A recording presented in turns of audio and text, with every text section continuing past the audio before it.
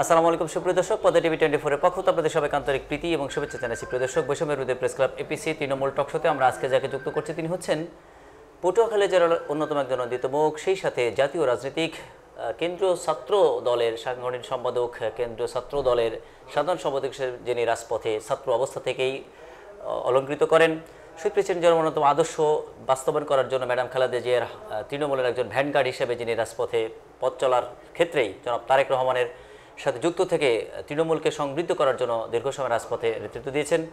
বিএনপির কেন্দ্রীয় নির্বাহী কমিটির প্রশিক্ষণ বিষয়ক সম্পাদক, পটুয়াখালী 4 কলাপাড়া রাঙাবালির নন্দিত সংসদ সদস্য প্রার্থী জনাব ABM মোশাররফ হোসেন আজকের অনুষ্ঠানের আলোচক। প্রিয় দর্শক, অনুষ্ঠানে কিন্তু কোনো প্রশ্ন যদি আপনারা করতে চান তাহলে স্ক্রিনে দেখুন নম্বর কল করলে আমরা আজকে যিনি একজন তৃণমূলের নেতৃত্ব থেকে কেন্দ্রীয় নেতৃত্ব, জাতীয় নেতৃত্বে যিনি দীর্ঘ সময় দুর্বার আন্দোলনের নেতৃত্ব দিয়ে গেছেন, তার কাছ থেকে আমরা জাতীয়তাবাদী আদর্শের কিছু ইতিহাস আপনাদের সামনে উপস্থাপন করতে যাচ্ছি।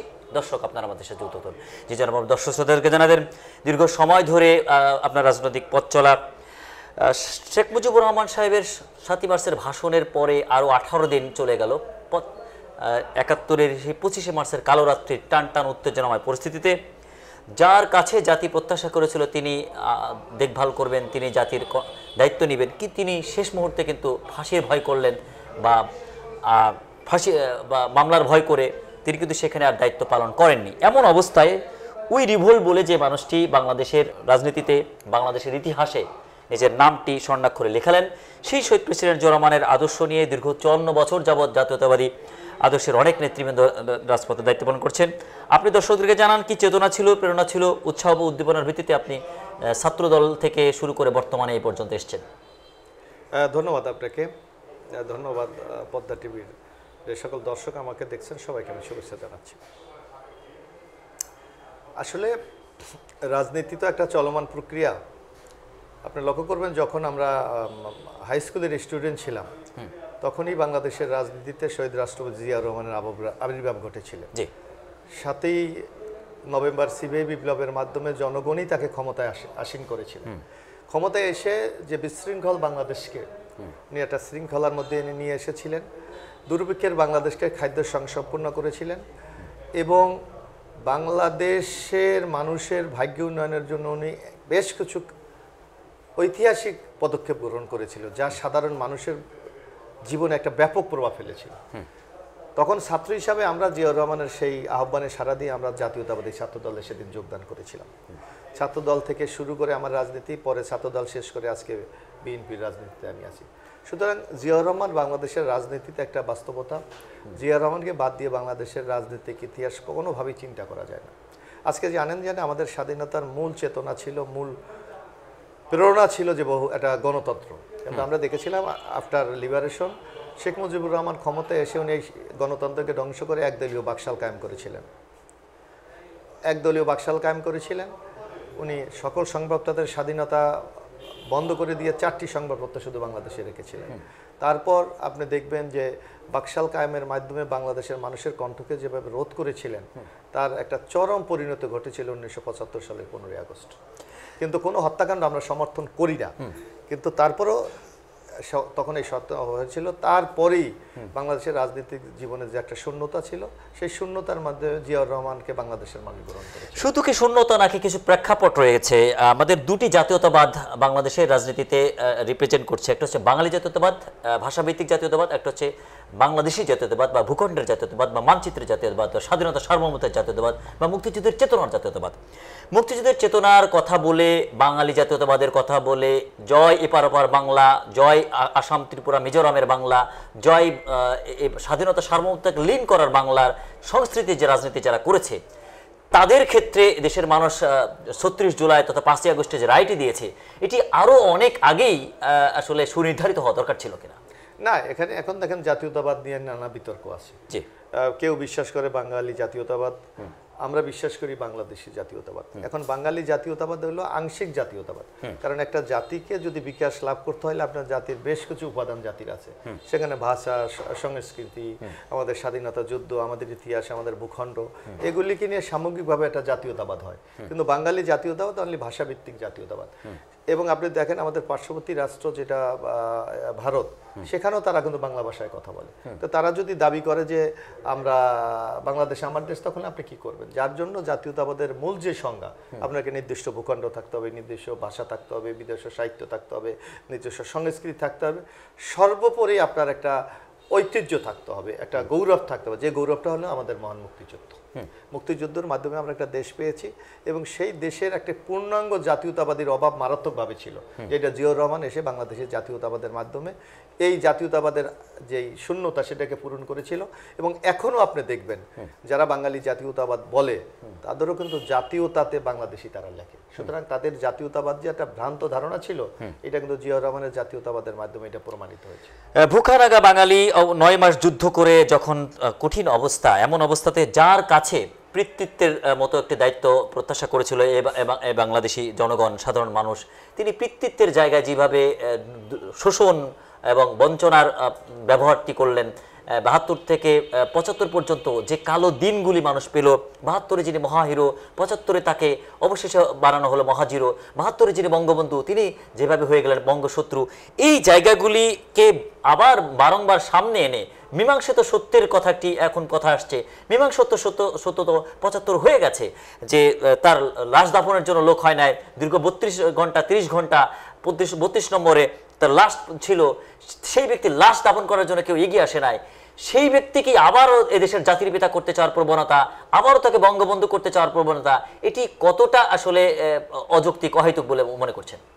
না, এখানে আপনি একটা যে লক্ষ্য করবেন সেই জিনিসটা হলো যে বাংলাদেশের মানুষের যেই কাঙ্ক্ষিত আকাঙ্ক্ষা ছিল এটা গণতন্ত্রী বাংলাদেশ, কিন্তু আমরা দেখেছি যে 1972 সালে স্বাধীনতার পর আওয়ামী লীগ সেই প্রত্যাশা পূরণে ব্যর্থ হয়েছে। বরং আমরা দেখেছি গণতন্ত্রের ক্ষেত্রে মানুষের আকাঙ্ক্ষাকে ভুলুণ্ঠিত করে তারা অনেকটা ফ্যাসিস্ট কায়দায়, মানে যেটাকে একদলীয় বাকশাল বয়, সেভাবে দেশ পরিচালনা করেছে, যেটা বাংলাদেশের মানুষ কখনো গ্রহণ করে নাই। যার কারণে আপনি দেখবেন আওয়ামী লীগ কিন্তু নিঃশেষ হয়ে গিয়েছিল। কিন্তু ভূ রাজনৈতিক কারণে, নানা কারণে, কারণ আমাদের মতো বাংলাদেশের মতো দেশ শুধু তো আমাদের কথা চলে না, এখানে ভূ রাজনৈতিক, ইন্টারন্যাশনাল পলিটিক্স, নানা ক্ষেত্রে নানা আধিপত্যবাদী শক্তি এখানে কাজ করে, যার মাধ্যমে আওয়ামী লীগকে আবার সেই ষড়যন্ত্রের মাধ্যমে আবার ক্ষমতায় নিয়ে এসেছিল। যার কারণে দেখবেন আমাদের ভোটের অধিকার, আমাদের কথা বলার স্বাধীনতা, বাংলাদেশের যে উন্নয়ন সামগ্রিকভাবে একটা চরম বাধাগ্রস্ত হয়েছিল এবং বাংলাদেশে একটি বিশ্বের দরবারে একটা দুর্নীতিগ্রস্ত দেশ হিসাবে এখানে আখ্যায়িত করেছিল, যার কিন্তু একটা চরম পরিণতি হয়েছিল এই যে 5ই আগস্ট, যার মাধ্যমে তাদের চরম, দেখেন শেখ মুজিবুরও যেভাবে বিদায় হয়েছিল তার কন্যা একইভাবে বিদায় হয়েছিল। সুতরাং এটা মানুষের আকাঙ্ক্ষারই একটি প্রতিফলন। শহীদ প্রেসিডেন্ট জিয়াউর রহমান 71-এর সেই 25শে মার্চের কালো রাত্রিতে উই রিভোল্ট বলে বিদ্রোহ করে ঘোষণা দিলেন। দ্বিতীয়বার তাকে আওয়ামী লীগের অনুরোধে আরেকটি ঘোষণা পাঠ করতে হলো। আওয়ামী লীগ তাদের শাসনামলে ঘোষক নয় পাঠক, নানা রকম কথা বলে পাঠ্যক্রম রচনা করে মিথ্যা ইতিহাস শুনিয়ে গেছে। শহীদ প্রেসিডেন্ট জিয়াউর রহমানের যে আসল মুক্তিযুদ্ধের ঘোষক, সেটি 7ই নভেম্বরে 75-এ যদি আমরা দৃষ্টি দেখি, আবার আমি মেজর জিয়া বলছি বলার সাথে সাথে পুরো বাংলাদেশি মানুষ কিন্তু সেদিন শান্ত হয়ে গেছিল, ঠান্ডা হয়ে গেছিল। মেজর জিয়া, আমি মেজর জিয়া বলছি, এই কথাটা এদেশের মানুষের কাছে কতটা প্রিয় হয়েছিল বিধায় 75-এর সেই কঠিনতম পরিস্থিতিতেও এদেশের মানুষ আবার মেজর জিয়ার প্রতি আস্থা রাখলো বলে আপনি মনে করছেন? না, এটা তো দেখেন 1971 সালে আওয়ামী লীগ যে কাজটি করা হচ্ছে, বিশেষ শেখ মুজিবুর রহমান, মানুষ প্রত্যাশা করেছিল উনি বাংলাদেশের স্বাধীনতা ঘোষণা করবেন, কিন্তু মানুষের সেই প্রত্যাশার ক্ষেত্রে যখন কাঙ্ক্ষিত ঘোষণা আসে নাই, তখন কিন্তু মানুষ দিগ্ভ্রান্ত হল। এবং 1971 সালের 25শে মার্চ যেই একটা চরম হত্যাযজ্ঞ বাংলাদেশে সংগঠিত হয়েছিল, যদি স্বাধীনতার ঘোষণা আসতো তাহলে আমার মনে হয় এই কাজটি হতো না। জিয়াউর রহমান অত্যন্ত একজন, তখন সেনাবাহিনীর একজন কর্মকর্তা ছিলেন, মেজর ছিলেন, জীবনের ঝুঁকি নিয়ে পরিবারকে ঝুঁকির মধ্যে রেখে কিন্তু ওই দিন স্বাধীনতার ঘোষণা করেছিলেন, যেটা বাংলাদেশের মানুষের মধ্যে একটা বিদ্যুতের চমকায় যেভাবে, তেমনি একটা কিন্তু আলোড়ন সৃষ্টি করে মানুষ কিন্তু যুদ্ধে ঝাঁপিয়ে পড়েছিল। সুতরাং জিয়াউর রহমান বাংলাদেশের মানুষের কাছে আগে থেকেই একটা পরিচিত নাম ছিলেন, যার আবার যখন ৭৫-এ যখন আমাদের স্বাধীনতা সার্বভৌমত্ব ভূলুণ্ঠিত হচ্ছিল, ৭ নভেম্বর একটা বিদেশি চক্রান্তের মাধ্যমে আমাদের স্বাধীনতাকে নস্যাৎ, তখনই জিয়াউর রহমান যখন আবার দৃশ্যপটে এলেন, আবার বললেন আমি মেজর জিয়া বলছি, তখন মানুষ এই ৭১-এর মতো আবার নূতন চেতনায় উদ্দীপিত হয়ে বাংলাদেশকে নতুনভাবে গড়ে তোলার স্বপ্ন দেখেছিল এবং সেইটা জিয়াউর রহমান বাস্তবায়ন করেছে। একটি রাষ্ট্রের যে পিতৃত্বের যে জায়গাটি, যে শূন্যতা জনাব শেখ মুজিবুর রহমান করেছিলেন, সেই শূন্যতা পরিপূর্ণতা তিনি করলেন কিনা। 10,000 কিলোমিটার পায়ে হেঁটেছেন, পুরো মানচিত্রটাকে তিনি পায়ের নিচে রেখেছেন, খাল কাটোরে প্রতি জায়গাগুলিকে কাজে লাগাওরে এবং রেভলিউশন করা, মানুষের মধ্যে রেনেসেন্স এবং পুনর্জাগরণ ঘটানোর যে কাজটি ৭৫ থেকে একেবারে ৮১ পর্যন্ত করলেন, যার কারণেই তার প্রয়াণ দিবসে যে চিত্র মানুষ দেখলো, ইতিহাস দেখলো, ইতিহাসের রেকর্ড হলো। না, এটা আপনি লক্ষ্য করুন, আপনি দেখেন মানুষ তো অতীত অভিজ্ঞতা থেকে শেখে। আপনি দেখেন শেখ মুজিবুর রহমান যখন ক্ষমতায় ছিল তখন আমাদের দেশে গণতন্ত্র ছিল না। আমাদের দেশে দুর্ভিক্ষে 1974 সালে প্রায় 1.5 লক্ষ লোক মারা গেছে। মানুষের কথা বলার সাথে এর বিপরীতে আপনি জিয়াউর রহমানের শাসন ব্যবস্থা দেখেন। উনি যখন রাষ্ট্র পরিচালনার দায়িত্ব গ্রহণ করলেন, উনি বহুদলীয় গণতন্ত্র ফিরে দিলেন। উনি বাংলাদেশের দুর্ভিক্ষের বাংলাদেশকে খাদ্য স্বয়ংসম্পূর্ণতা অর্জন করলেন। এবং আপনার মনে থাকার কথা যে 1975 সালে দুর্ভিক্ষে মানুষ মারা গেল, অথচ 1977 সালে জিয়াউর রহমান ক্ষমতায় এসে 1 লক্ষ টন চাল আফ্রিকাতে উনি রপ্তানি করলেন। অর্থাৎ একটা দুর্ভিক্ষের বাংলাদেশকে উনি স্বয়ংসম্পূর্ণ বাংলাদেশের উনি খাল খননের মাধ্যমে 3-4বার ফসল উৎপাদনের ব্যবস্থা করলেন। সর্বোপরি উনি বাংলাদেশে গণতন্ত্রের যে শূন্যতা ছিল, সেই শূন্যতায় বহুদলীয় গণতন্ত্রের মাধ্যমে নতুন যাত্রা শুরু করলেন। শুধু তাই না, আমাদের অর্থনীতির যে ভঙ্গুর একটি অবস্থা ছিল, সেই অর্থনীতিকে উনি পুনরুদ্ধার করার জন্য আপনি দেখবেন এই যে এখন গার্মেন্টস, এটা জিয়াউর রহমান সাহেব স্টার্ট করেছিলেন। এবং এই যে জনশক্তি রপ্তানি, সেটা জিয়াউর রহমান সর্বপ্রথম বাংলাদেশে শুরু করেছিলেন।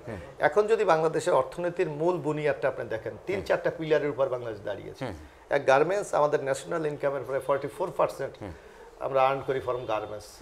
তারপর আমাদের রেমিটেন্স, আমাদের এটা টোটাল জিয়াউর রহমানের সাথে তার কানেক্টেড। তারপর আপনি দেখবেন আরেকটি যেটা সবচেয়ে বড় আমাদের অর্জন এখন বর্তমানে, সেটা হলো যে ভ্যাট পরিবর্তন। আমাদের নেত্রী বেগম খালেদা জিয়া যখন ক্ষমতায় এসে উনি ভ্যাট পরিবর্তন করলেন এবং আমাদের টোটাল বাজেটের মোর দ্যান 60% আমরা আর্ন করি এই ভ্যাট থেকে। তো সুতরাং বাংলাদেশ এখন দাঁড়িয়ে আছে, এটা টোটালি বিএনপির নেতৃত্বের দূরদর্শন এবং বিএনপি যে উদ্যোগগুলো গ্রহণ করেছিল তার জন্য আমরা বাংলাদেশে তৈরি। আপনি দেখেছেন যে এই গতবার যখন আমাদের করোনা হলো, সারা বাংলাদেশ, সারা পৃথিবী কিন্তু অর্থনৈতিকভাবে দোষে গেছে, কিন্তু বাংলাদেশে কিছু হয়নি। কেন হয়নি? অনলি আমাদেরকে যে সাপোর্টটা দিয়েছে গার্মেন্টস, জনশক্তি, ভ্যাট, এগুলির কারণেই কিন্তু আমরা টিকে গেছি। এবং আমি বিশ্বাস করি আমরা যতদিন পর্যন্ত এই কম্পোনেন্টগুলিকে আমরা ধরে রাখতে পারবো, বাংলাদেশ রাষ্ট্র হিসাবে কখনো বাংলাদেশ ব্যর্থ হবে। যে রেমিটেন্সের খাতের প্রবর্তন শহীদ প্রেসিডেন্ট জিয়াউর রহমান করেছিলেন, সেটি ফুলে ফেপে এতটাই বৃদ্ধি পেয়েছে, এই আন্দোলনে রেমিটেন্স শাটডাউন একটা অন্যতম গুরুত্বপূর্ণ হুমকি ছিল, যা শেখ হাসিনাকে আসলে নাড়িয়ে দিয়েছিল। সেই রেমিটেন্স যোদ্ধারা সারা বিশ্বে ছড়িয়ে আছেন, 1,20,00,000 প্রায় আমাদের রেমিটেন্স যোদ্ধারা রয়েছেন। যারা রেমিটেন্স যোদ্ধার হতে পারলেন, যার কারণে তারা শহীদ প্রেসিডেন্ট জিয়াউর রহমানকে বা শহীদ প্রেসিডেন্ট জিয়াউর রহমানের সন্তান বা ম্যাডাম খালেদা জিয়াকে আসলে বিশ্বে বসে, সারা বিশ্বে ঘুরে ওন করেন কিনা, বিশ্বের সকল রেমিটেন্স যোদ্ধার কাছে জিয়া পরিবার আসলে কতটা আলোচনায়, কতটা ভালোবাসায়? না, এটা তো অবশ্যই। আজকে বাংলাদেশের দেখেন আওয়ামী লীগ বিএনপিকে নিশ্চিহ্ন করে দেওয়ার চেষ্টা করেছিল গত 15.5 বছর। আমাদের নামে মিথ্যা মামলা, আমাদেরকে জেল, আমাদের প্রায় 3,000 লোককে হত্যা, 600 লোককে গুম করা, আমাদের নেত্রী খালেদা জিয়াকে 6.5 বছর জেলে রাখা, তারেক রহমানকে দেশের বাইরে রাখা।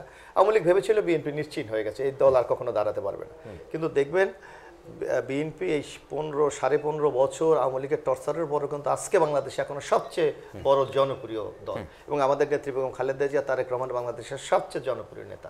সুতরাং এই বাংলাদেশের মানুষ এবং আপনি রেমিটেন্স যোদ্ধা বলেন, তারা প্রমাণ করেছে যে বিএনপির বাইরে বাংলাদেশের কোনো জনপ্রিয় দল নাই। বরং শুধু তাই না, আপনি দেখবেন বিশেষ করে এই যে ছাত্র গণ আন্দোলনের সময় বিএনপি যখন আহ্বান জানিয়েছিল সারা বিশ্বকে এই সরকারকে আপনারা কেউ সহযোগিতা করবেন না, তখন দেখবেন যে টোটাল রেমিটেন্স প্রবাহটা আমাদের প্রায় সর্বনিম্ন পর্যায়ে এসে নেমেছে। অর্থাৎ বিএনপির প্রতি মানুষের যে আস্থা, আমাদের নেতার আহ্বানে সাড়া দিয়ে তারা এই কাজটি অত্যন্ত দক্ষতার সাথে করেছে। ম্যাডাম খালেদা জিয়া 19 দফা বাস্তবায়ন করার জন্য দুটি ছোট সন্তানকে রেখে রাজপথে নামলেন। সেই 81 থেকে বর্তমান অবধি এখন পর্যন্ত রাজপথে আছেন। রাজপথ থেকে তাকে 4টি উপাধিতে ভূষিত করা হয়েছে: দেশনেত্রী, আপসী নেত্রী, গণতন্ত্রের মাতা, দেশমাতা।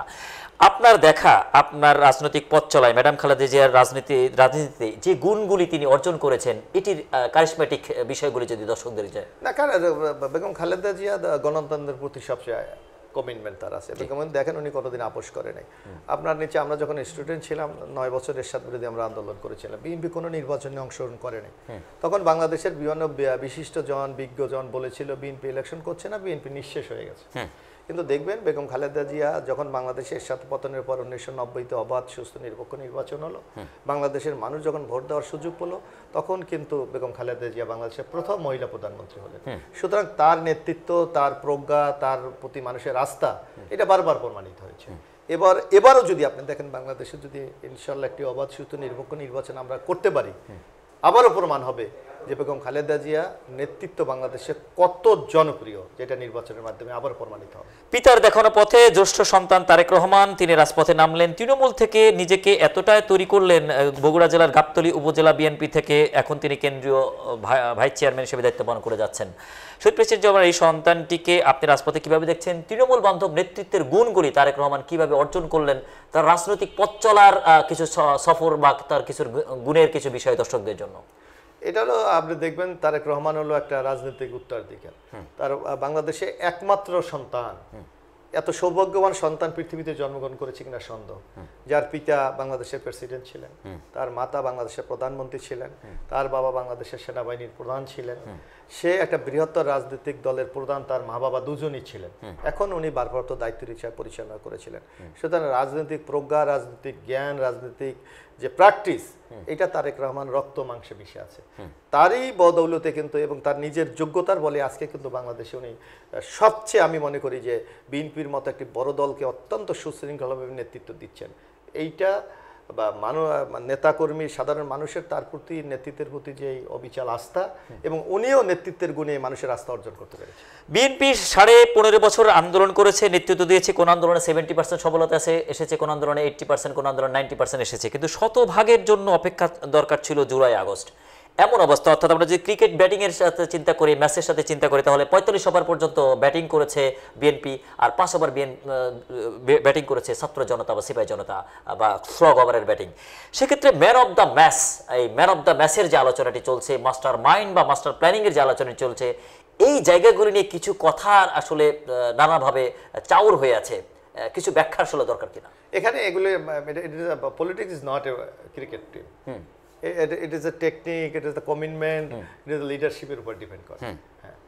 আর একটা ক্রিকেট খেলা একজন প্লেয়ার যদি কোনো কারণে দাঁড়িয়ে যেতে পারে তাহলে ম্যাচ জিততে পারে, কিন্তু নট পলিটিক্স। একটা কমপ্লিট প্যাকেজ। আপনাকে লিডারশিপ লাগবে, আপনাকে ভিশন লাগবে, এবং আপনাকে জনগণকে উদ্বুদ্ধ করার মতো সেই ধরনের প্রোগ্রাম আপনাকে দরকার। বিএনপি সেটা দিতে সক্ষম হয়েছিল, যার কারণে কিন্তু বিএনপি টিকে ছিল এবং সবচেয়ে জনপ্রিয়তা অর্জন করেছিল।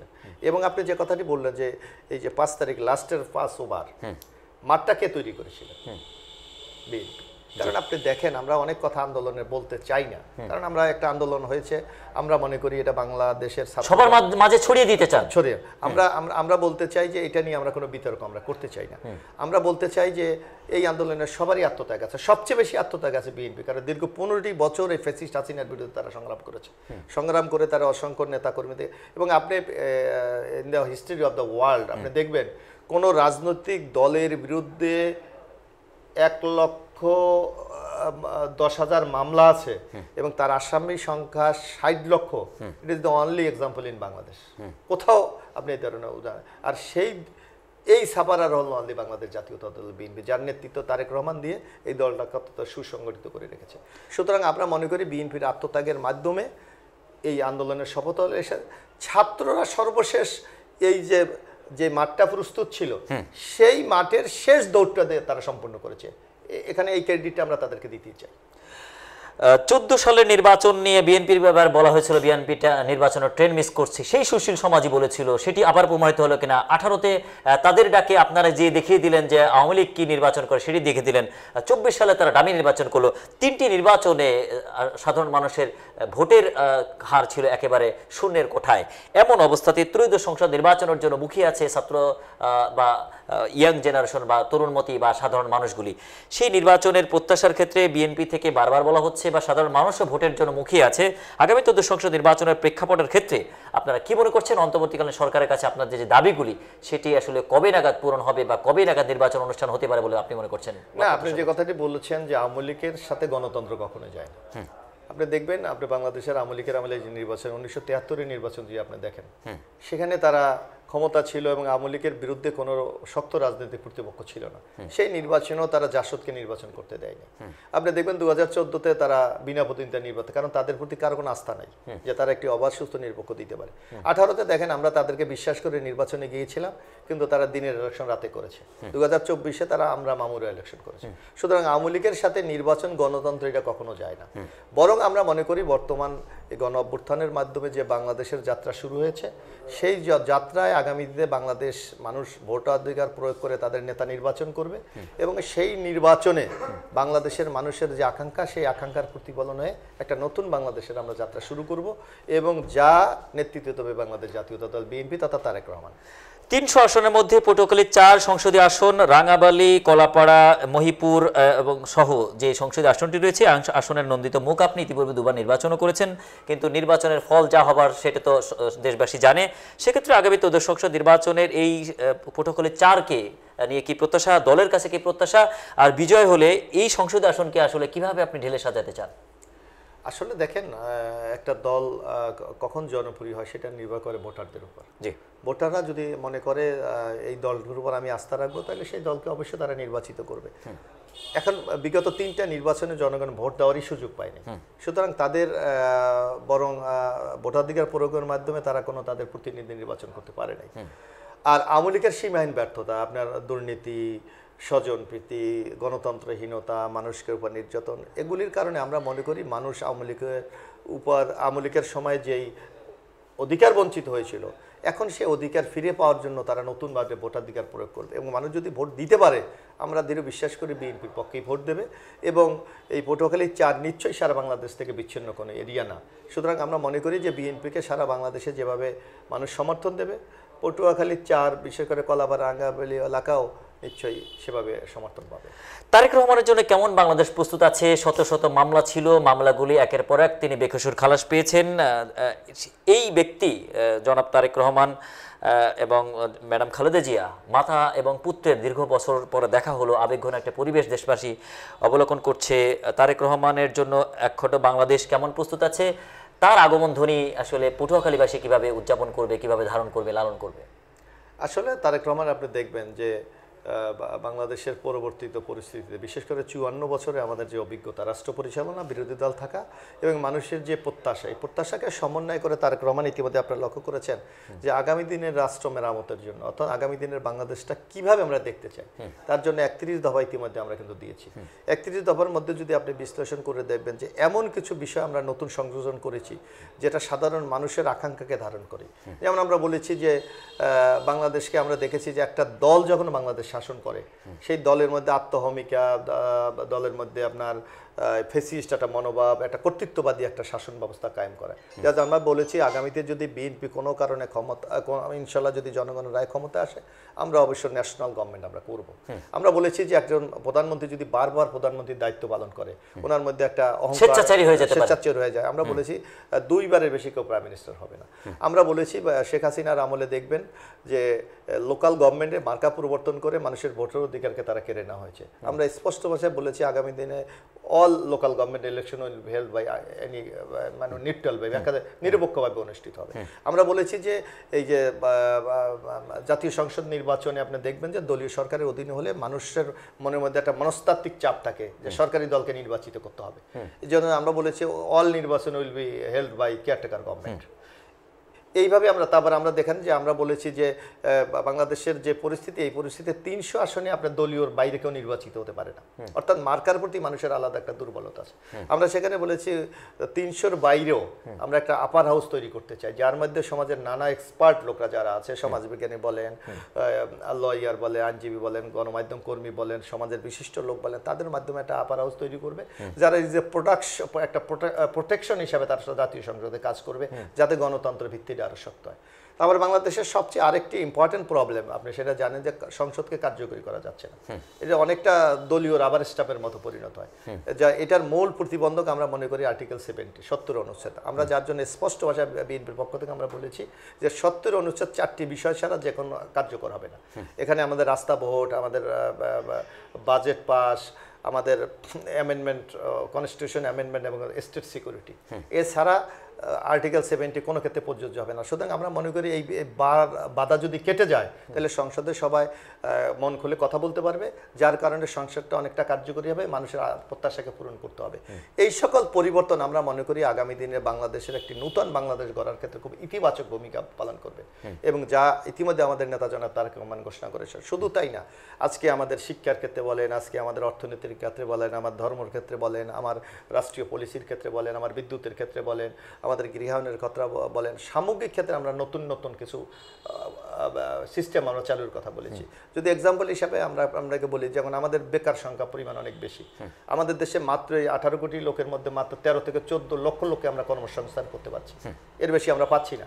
যার জন্য আমরা মনে করছি যে আমরা মানে এক্সপার্ট জনশক্তি রপ্তানি করার জন্য আমরা শিক্ষার ক্ষেত্রে জাতীয় বাজেটের প্রায় 5% আমরা অ্যালটমেন্ট দিতে চাই।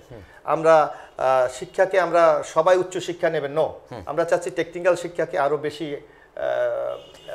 এক্সটেনশন করে আমরা যাতে টেকনিক্যাল শিক্ষার মাধ্যমে কর্মসংস্থানের সুযোগ সৃষ্টি করা যায়। আমরা বলেছি বেকার যুবকদেরকে আমরা 1 ইয়ার আমরা তাদেরকে বেকার ভাতা দেবো। আমরা ফ্যামিলি দিয়ে, যারা আমাদের একটা বাংলাদেশের বহু ফ্যামিলি আছে, তাদের জীবন ধারণ করতে কষ্ট হয়, সেখানে আমরা এই ধরনের ফ্যামিলিকে বাছাই করে আমরা তাদেরকে একটা ফ্যামিলি কার্ড দেবো, মোর দ্যান 2 থেকে 3,000 টাকা যেন পার মান্থ তাদেরকে আমরা সাবসিডি দিতে পারি। আপনি দেখবেন আমরা কৃষকরা ন্যায্য মূল্য পাচ্ছে না, সেই ক্ষেত্রে আমরা চাচ্ছি যে আমরা কৃষকদের জন্য আমরা কার্ড দেবো, যাতে ওই কার্ডের মাধ্যমে কৃষক তার ন্যায্য মূল্য ফোনে বিক্রি করতে পারে। তারপর দেখবেন আমরা বাংলাদেশে আরেকটি বড় প্রবলেম হলো এটা আমাদের ফরেন পলিসি, মানে আমাদের রাষ্ট্রীয় পলিসি কি হবে। আমরা স্টেট বলেছি আমাদের মর্যাদা হবে, আমাদের যারা আমাদেরকে সম্মান করবে, যারা আমরা তাদেরকে সম্মান করব, আমাদের মর্যাদার ভিত্তিতে আমরা অন্য দেশের সাথে আমরা ফরেন পলিসি আমরা কন্টিনিউ করতে চাই, এবং আমাদের স্টেট রাষ্ট্রীয় পলিসি আমার সবার সাথে আমাদের বন্ধুত্ব, কারোর সাথে শত্রুতা না। এই আলোকে আমরা এগিয়ে যেতে চাই। আমরা বিশ্বাস করতে চাই এই পরিবর্তনগুলি যদি আমরা আগামী দিনে আনতে পারি, তাহলে বাংলাদেশ বিশ্বের দরবারে একটি মডেল স্টেট হিসাবে পরিচিত হবে। আপনি যেটি বলছিলেন যে জনশক্তি রপ্তানির ক্ষেত্রে আমাদের 1 কোটি 20 লক্ষ হোক বা 1 কোটি জনশক্তি যারা বিশ্বে রয়েছে, তাদের মধ্যে কিন্তু 90% অর্ধশিক্ষিত, আধা শিক্ষিত, তারা নিজের দায়িত্বে কিন্তু বিদেশে গেছে। কিন্তু আমাদের একটা বিষয় আমরা যেটা দেখতে পাই যে প্রতি বছর বিসিএস এর জন্য কোয়ালিফাই করার জন্য প্রায় 5 লক্ষ স্টুডেন্টরা কিন্তু সর্বোচ্চ কারিকুলাম পর্যন্ত যায়, কিন্তু আমাদের রাষ্ট্রীয় কাঠামোর ক্ষেত্রে 1%-এর বেশি আসলে বিসিএস সরকার নিতে পারে না, বাকি 99% কিন্তু ছুড়ে ফেলতে হয় বা রাষ্ট্র তাদেরকে গ্রহণ করতে পারে না। যে রাষ্ট্রের 99% সর্বোচ্চ শিক্ষিত জনগোষ্ঠী ব্যর্থতা নিয়ে ঘরে ফেরে, সেই রাষ্ট্রের কল্যাণের ক্ষেত্রে এটা বড় ধরনের প্রতিবন্ধকতা কিনা? আপনি যেটি বলছিলেন সেক্ষেত্রে জনশক্তি রপ্তানি করার ক্ষেত্রে এই শিক্ষিত জনগোষ্ঠীকে টেকনিক্যাল সাউন্ড করে বিদেশে অ্যাব্রোড করার ক্ষেত্রে যদি ব্যাপকভাবে সুযোগ করে দেওয়া হয়, তাহলে সারা বিশ্বের ভাবমূর্তি উন্নত হবে কিনা? শিক্ষিত জনগোষ্ঠীর বাংলাদেশ যে রয়েছে সেটি সারা বিশ্বের মানুষ আসলে জানবে কিনা? না, এটা দেখেন আমরা একটা উন্নয়নশীল দেশ, ডেভেলপিং কান্ট্রি, আমাদের এখানে কর্মসংস্থানের নানা প্রতিবন্ধকতা আছে। আমরা মাত্র, আমি আগেই বলেছিলাম যে টোটাল পপুলেশনের আমরা মাত্র 13 থেকে 14 লক্ষ লোককে আমরা কর্মসংস্থানের ব্যবস্থা করতে পারছি, আরগুলি হলো প্রাইভেট সেক্টরে। এর জন্য আমাদের একটা পলিসি আছে, আগামীতে যদি বিএনপি রাষ্ট্র পরিচালনার ক্ষমতা পায়, আমরা বিশেষ করে একটা ল্যাঙ্গুয়েজ আমাদের স্টুডেন্টকে আলাদা শিখতে হবে। এটা কম্পালসারি সবার জন্য, কম্পালসারি। এটা আমরা কেউ হয়তো আরবি শিখলো, কেউ ফ্রান্স শিখলো, কেউ ইংলিশ শিখলো, কেউ হিন্দি শিখলো, যাতে বাইরে গিয়ে আমরা নির্দিষ্ট দেশের জন্য যে আমরা এক্সপার্ট তৈরি করে দিতে পারি। কারণ বাইরে আপনার যে কোনো এই যারা আমাদের রেমিটেন্স যোদ্ধারা আছে, এদের কিন্তু ইম্পর্টেন্ট প্রবলেম হলো আপনার ল্যাঙ্গুয়েজ। আমরা যদি এই ল্যাঙ্গুয়েজে যে কোনো একটা ল্যাঙ্গুয়েজে আমরা এক্সপার্ট করে দিতে পারি, তাহলে ওখানে গিয়ে কিন্তু তারা কর্মসংস্থান করে খাতে। কারণ রাষ্ট্র সকলকে কর্মসংস্থান করার মতো সেই এবিলিটি রাষ্ট্রের নাই, এই রিয়ালিটি আমাদেরকে তো স্বীকার করতে হবে। যার কারণে আমাদের এই পদক্ষেপগুলি আছে, আমরা মনে করি এই পদক্ষেপগুলো যদি আমরা বাস্তবায়ন করতে পারি তাহলে আমাদের শিক্ষিত জনগোষ্ঠীর বিরাট একটাকে আমরা বাইরে কর্মসংস্থান তৈরি করে দিতে পারি। জি, আমরা অনেক আলোচনা করলাম। দর্শক শ্রোতা, নির্বাচন এলাকার মানুষ, ভোটার, পুরো দেশবাসী সবার উদ্দেশ্যে আপনার সমাপনী বক্তব্য। আসলে আগামী বাংলাদেশ সম্ভাবনার বাংলাদেশ, আমরা বিশ্বাস করতে চাই আগামীতে বাংলাদেশের মানুষের রায় দিয়ে বিএনপি ক্ষমতায় যাবে। সেই বাংলাদেশে যদি আমার এই অঞ্চলের বিশেষ করে 114 পটুয়াখালী 4 জনগণ যদি তাদের প্রতিনিধি আগামী দিনে এই সরকারে না দিতে পারে তাহলে আমাদের উন্নয়ন চরমভাবে ব্যাহত হবে। তাই আমি জনগণের কাছে উদ্যত আহ্বান জানাতে চাই, আগামীতে ইনশাল্লাহ মানুষের ভোটে যে বিএনপির সরকার যদি রাষ্ট্রীয় ক্ষমতা যায়, আপনারা আপনাদের প্রতিনিধি এই সরকার দেন, সরকারে পাঠান, এবং যদি এই সরকারের প্রতিনিধি গভর্নমেন্টে থাকে আপনাদের এলাকায় কাঙ্ক্ষিত উন্নয়নের মাধ্যমে এই অঞ্চলের মানুষের ভাগ্য উন্নয়নের জন্য যে পদক্ষেপগুলি গ্রহণ করা দরকার ইনশাল্লাহ সেগুলি আমরা নিতে পারব। জি, আপনাকে আমাদের সাথে যুক্ত থাকার জন্য ধন্যবাদ জানাচ্ছি। প্রিয় দর্শক, এতক্ষণ যুক্ত ছিলেন তৃণমূল নেতৃত্ব থেকে জাতীয় নেতৃত্বে যিনি নাম লিখিয়েছেন, যিনি রাজপথে নেতৃত্ব দিয়ে লড়াই সংগ্রামের মাধ্যমে জাতীয়তাবাদী দলের অন্যতম একজন ঝান্ডাধারী ব্যক্তি হিসেবে রাজপথে আবির্ভূত হয়েছেন, পটুয়াখালী 4 নন্দিত মুখ হিসাবে যার নামটি সুবিদিত আলোচিত, সেই ব্যক্তিত্বের যে আলোচনাগুলি করলাম, সেই আলোচনাগুলি দ্বারা আগামী রাজনীতি সুন্দর হবে। জনাব তারেক রহমানের জন্য যে বাংলাদেশ প্রত্যাশা করছে, সেই প্রত্যাশার বাংলাদেশ জনাব তারেক রহমানের মাধ্যমে হবে। এই প্রত্যাশা দেশের মানুষ করছে। 18 কোটি মানুষের প্রত্যাশা পূরণের সেই সামনের দিনগুলির অপেক্ষায় আছে সবাই। সেই প্রত্যাশা রেখে আজকের আলোচকে পুনরায় যুক্ত করার প্রত্যাশা রেখে, নতুন কোন আলোচকে পুনরায় যুক্ত করার প্রত্যাশা রেখে আজকের মতো বিদায় জানাচ্ছি। আমাদের সাথে থাকুন। আসসালামু আলাইকুম।